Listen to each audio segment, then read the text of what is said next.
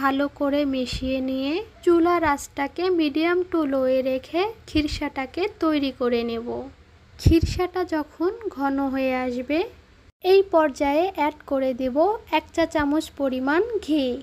ঘিটাকে দেওয়ার পর এগুলোকে একসঙ্গে ভালো করে মিশিয়ে নেব।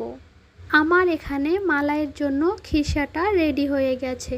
আমি এটাকে আর বেশি ঘন করব না, কারণ চুলা থেকে নামার পর এটা আরেকটু ঘন হয়ে যাবে।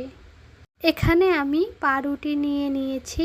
পাউরুটির স্লাইসগুলোকে একটা বেলুনের সাহায্যে বেলে নেব, এতে করে এটা পাতলা হয়ে যাবে।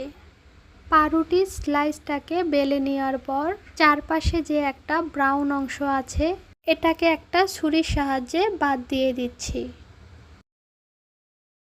আমার এখানে একটা পাউরুটির স্লাইস রেডি হয়ে গেছে মালাই রোল তৈরি করার জন্য। বাকি সব পাউরুটি